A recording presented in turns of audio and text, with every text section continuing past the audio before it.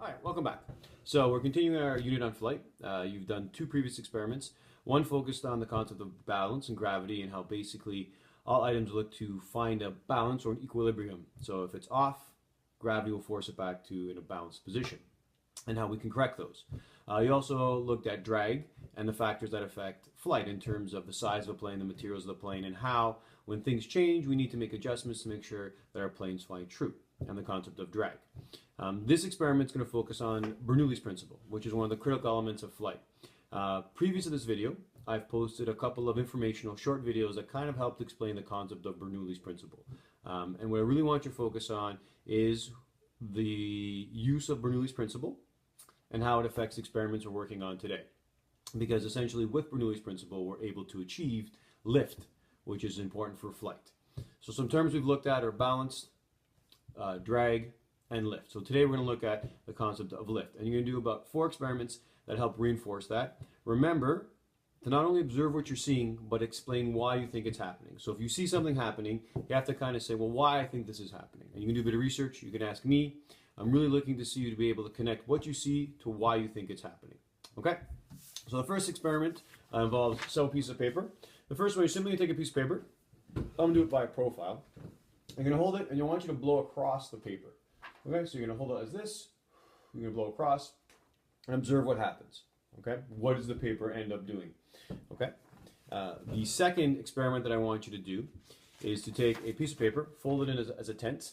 What I like to do is use another piece of paper to kind of keep it stable. And what you're going to do is you're going to blow through the tent. So in this V space, I want you to blow through the tent and observe what happens to the paper. So these two experiments are kind of in tandem. And once you see what's happening, you're then going to try to connect this to the concept of Bernoulli's principle. Okay, so you're going to blow right through this little tented section here. Like I said, use a piece of paper to kind of help stabilize it. All right, so that's the first experiment.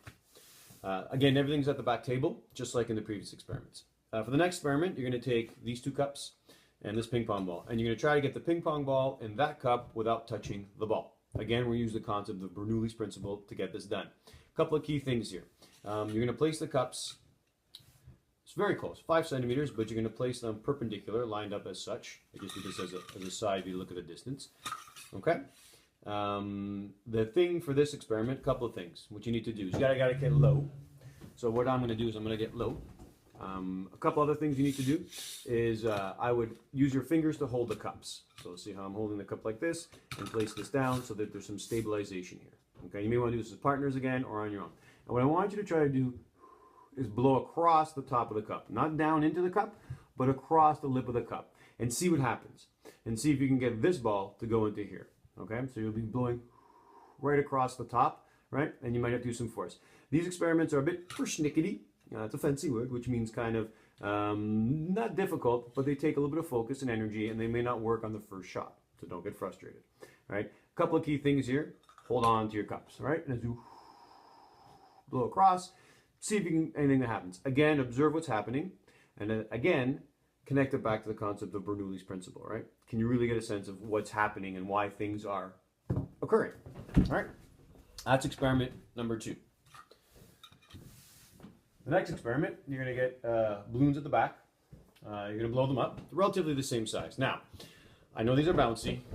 Oh, and just let me reiterate, I know this ping pong ball is bouncy and can go all over the place. What I don't want to see it is rattling around the room. Okay, so it falls, pick it up. If you need to get it out of your system, you know, do a couple of bounces, get it out of your system, and then put it down. Okay? Please return the ping pong balls to the back table.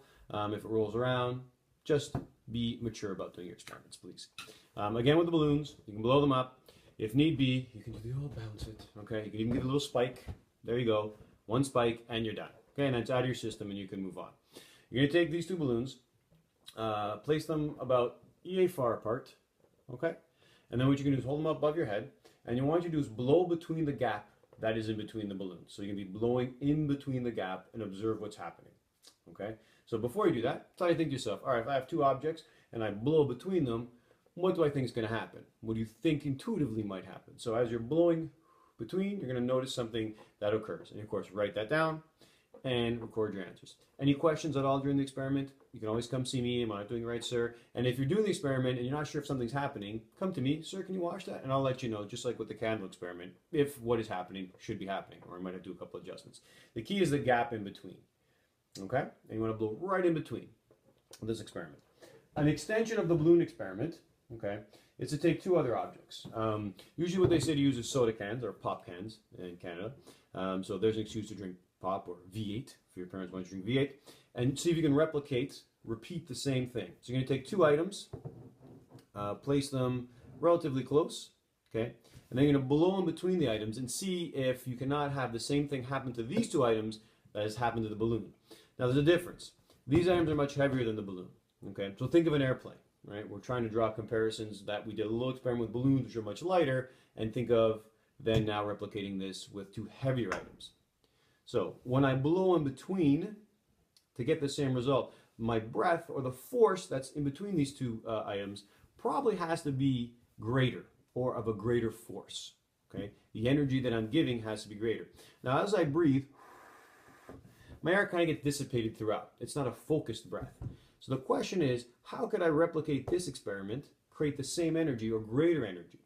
Right? And this kind of connects to how rocket engines kind of work, or the principle of propellers and rocket engines and that kind of stuff. Right? Because what we are doing is we're creating force with our breath, but the breath isn't focused, and we kind of need a focus to create a really strong, powerful force of energy. So how could I focus my breath so that I have a greater energy? All right? So you're going to have to figure that one out. It may come to you right away. You may be like, sir, I have no idea what you're talking about. The only hint I will say is think of pea shooters.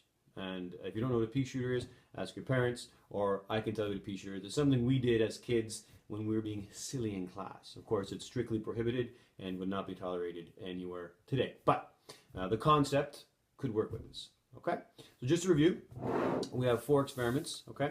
We have the 2 paper experiments. One where you take a piece of paper, right? Blow across the piece of paper and see what happens. Your tenting experiment, a reminder with your tenting experiment. Use a little stabilizer, blow through the V.